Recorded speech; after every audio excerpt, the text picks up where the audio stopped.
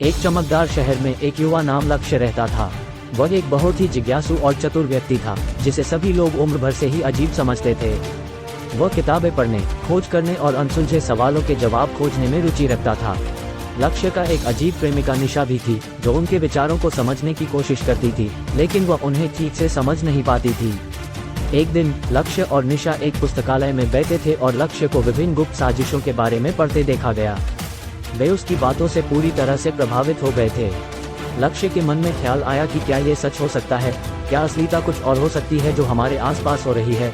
उन्होंने विभिन्न संदेशों, वेबसाइटों और फोरमों का अध्ययन करना शुरू कर दिया, जहां चूक या विभिन्न रहस्यमय तथ्य शामिल थे।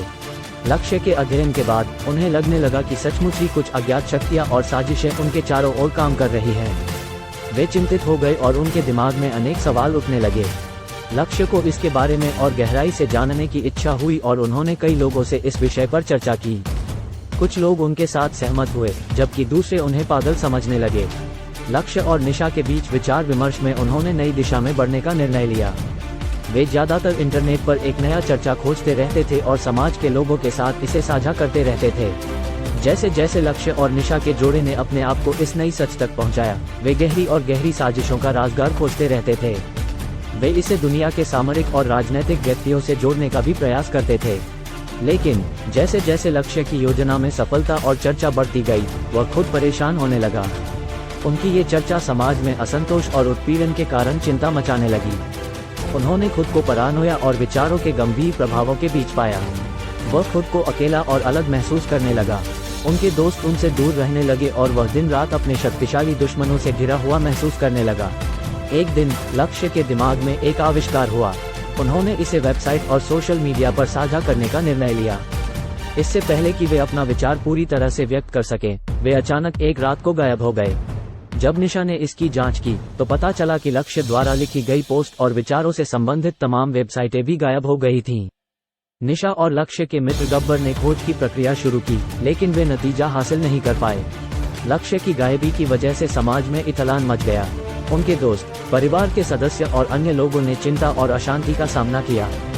बहुत सारे लोग इसे उनके चरित्र, उनकी विचारधारा और उनके चयन के साथ जोड़ने लगे।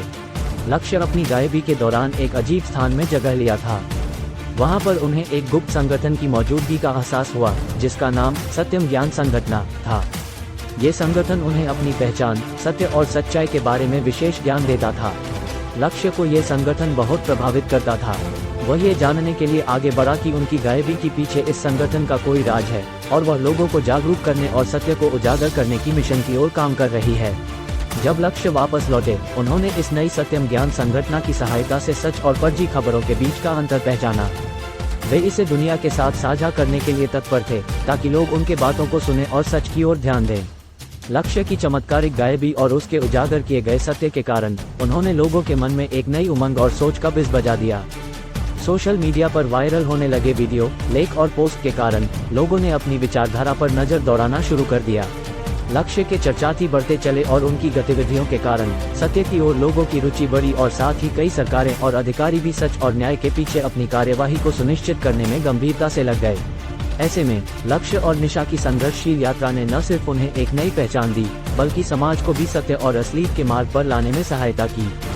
ये सच्चाई की कहानी सबको सोचने पर मजबूर करती है कि क्या हकीकत में विचारों की दुनिया असली हो सकती है, और क्या एक चमत्कारिक गायबी सबकी जिंदगी को परिवर्तित कर सकती है।